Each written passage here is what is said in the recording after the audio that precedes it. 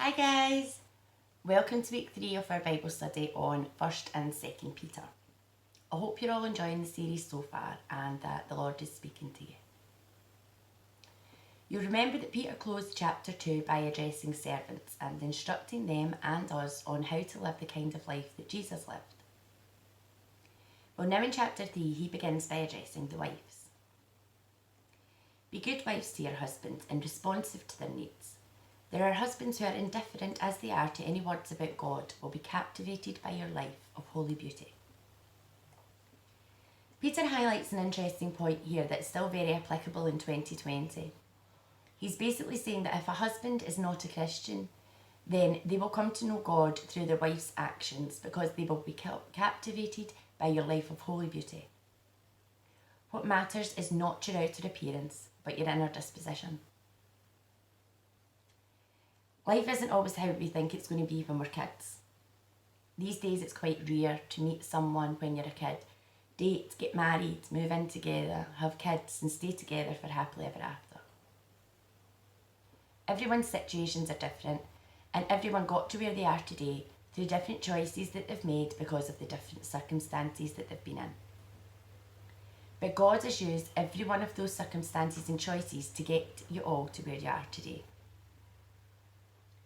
If the situation is that you're the only Christian in the marriage or the family, then God wants you to know that you following God and living by his holy rules will shine through you.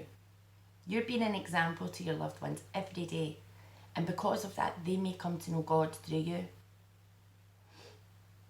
I think the sentence captivated by your life of holy beauty is a wonderful statement. To captivate something is to attract and hold the interest and attention of. And if you're managing to attract the attention and interest of someone because of your holy beauty and not just your outer beauty, then what a wonderful feeling that must be. In the world we live in these days, too much time is spent on trying to enhance the way we look. But because Peter is addressing it here in chapter 3, the issue has clearly been around since biblical times, and I think it points to a lot of anxieties and problems that women have faced over the centuries. But what we all need to remember is that looks come from genes. But God made each and every single one of us exactly how he wanted us to be, and God is never wrong. Yes, there's things that you can do to keep the body that God gave you fit and healthy, but basing things on looks isn't how God wants you to look after you. God isn't interested in how you look. God is interested in what's inside you. God is interested in how you act, think, and behave. He's interested in your inner beauty, a holy beauty. And when you have that inner beauty, it radiates out through your being, and nothing that can be manufactured can compare to the difference that God makes in every aspect of your life, including how you appear to everyone around you. Peter tells us to cultivate our inner beauty just as Sarah did. Now, if you haven't read the story of Sarah and Abraham, you'll find it in Genesis chapter 11, on and off through to chapter 23.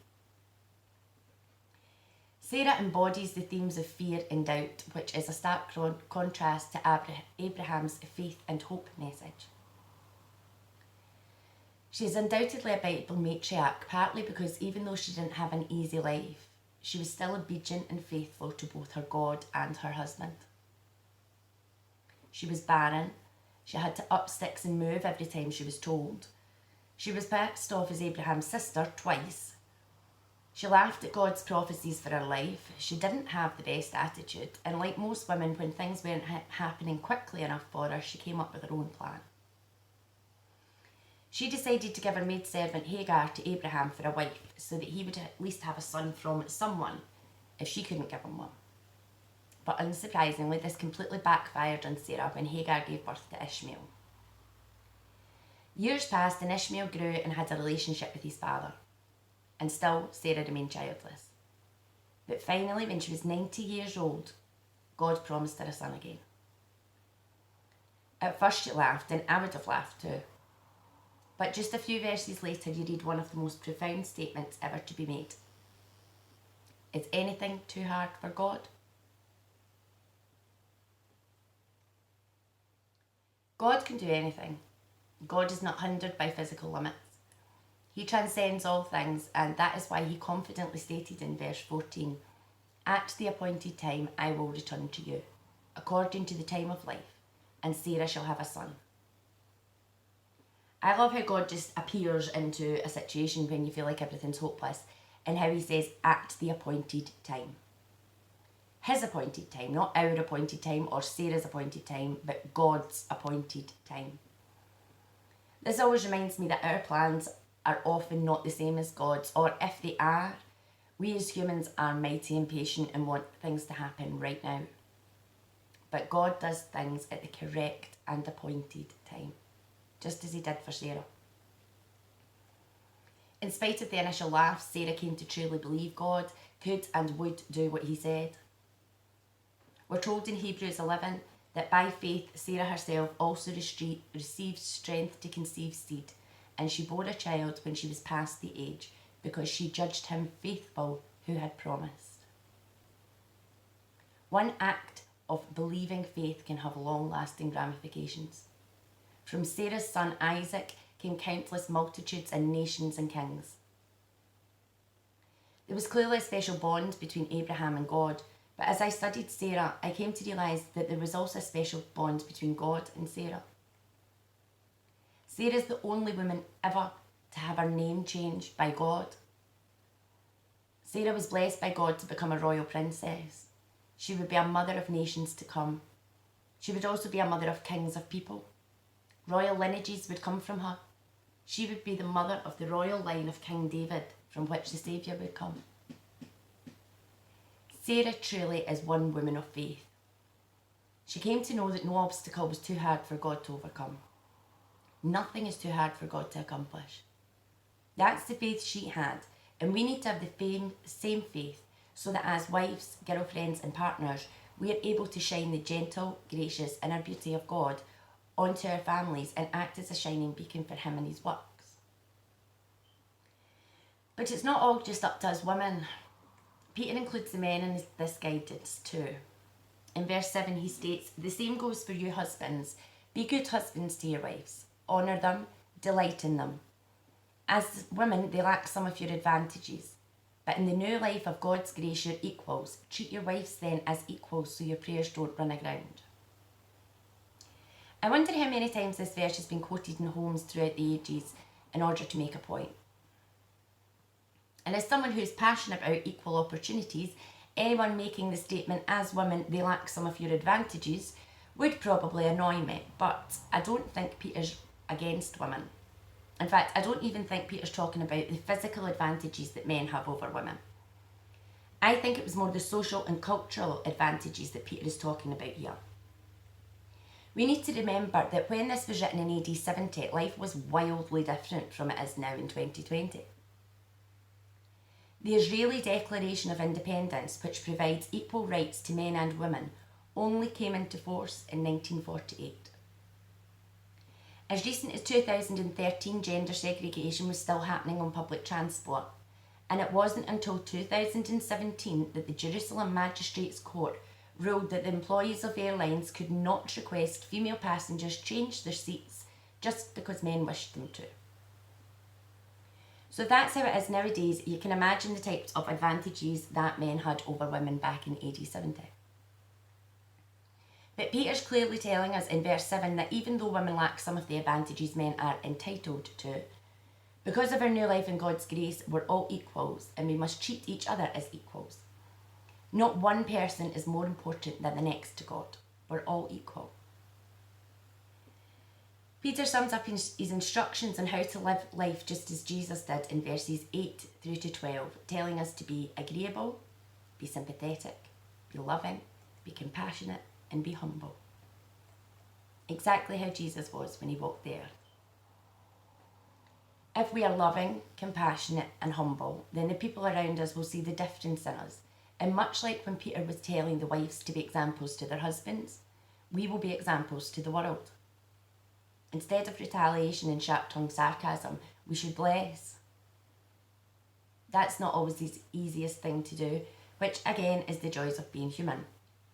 But we need to fight our emotions during difficult situations, in order to ensure that it's the Lord's light that's shining through us and not the devil's darkness enveloping us. When we do this and bless people, God looks down on us with approval.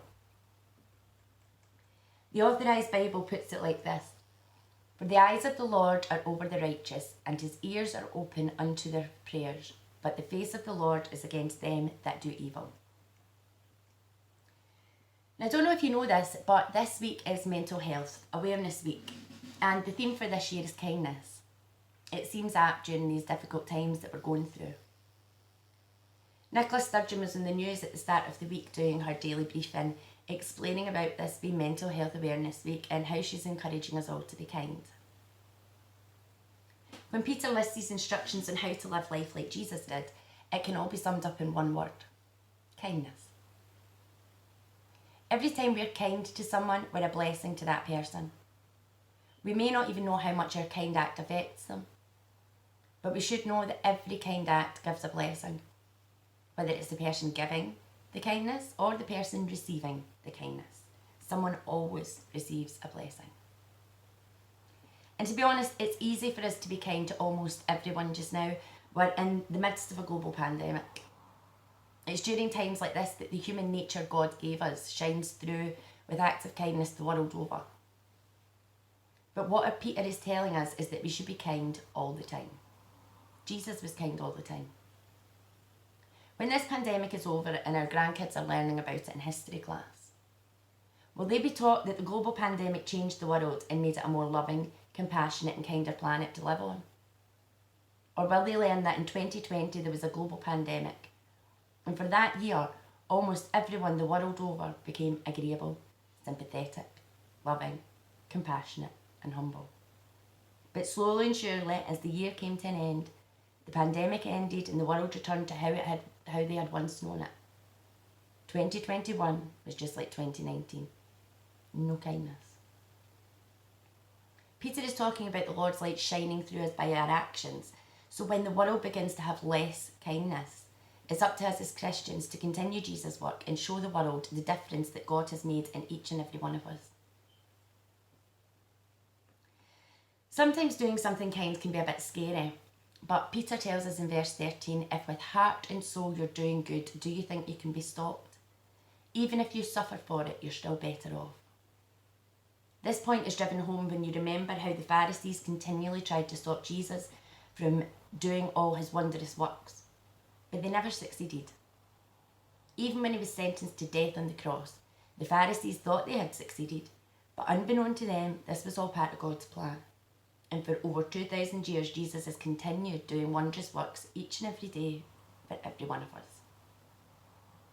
When we keep our hearts at attention and in adoration before Christ, just as Jesus did, then people will notice the difference in you from the others. They'll be interested in knowing what the difference is and why you have it. So Peter tells us in verses 15 through to 18 to be ready to stand up and explain to anyone that asks, so that they too may come to know God. Keep a clear conscience before God, so that when people throw mud at you, none of it will stick and they'll end up realising that they're the ones who need a bath. It's better to suffer for doing good, if that's what God wants, than to be punished for doing bad. That's what Christ did definitively. Suffered because of others' sins, the righteous one for the unrighteous ones. He went through it all, was put to death and then made alive to bring us to God. Jesus went through all of that for us, to save each and every one of us, and I thank him every single day for that. Jesus not only lived with kindness radiating out of him, he died that way too. His only words since being arrested until he died on the cross were, "Forgive them, Father, they know not what they do." Jesus used his last breath as words of kindness. Through thick and thin, Jesus kept his heart at attention and in adoration before Christ. He did all this to prove to us that it could be done, so that we could do it too. Peter continues his letter to the exiles by reminding the exiles that God's salvation had been proclaimed to earlier generations, but they refused to listen. Peter again takes us back to the book of Genesis, but this time he takes us to chapters 6 through to 9, the story of Noah. I'm sure everyone knows the story of Noah. God told Noah that he was fed up of all the evil on the earth and that he was going to flood the earth. But God liked Noah because Noah feared and loved God. So he decided to save him and his family. He told him how to build a boat and gave him all the specifications. He waited until he built it and then God flooded the earth.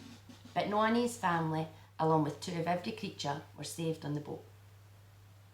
Just like all of us are saved in Christ because we believe, Noah's boat saved the few people back then who believed. Even though God waited patiently all the days that Noah built the boat, still only 8 people were saved because only 8 people believed. God saved Noah from the water, by the water, because of his faith and obedience. And Peter closes this chapter by telling us that the waters of baptism do the same thing for us, presenting you through Jesus' resurrection before God with a clear conscience.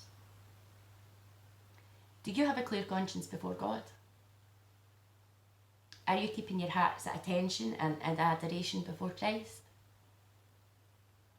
Are you living life just as Jesus did?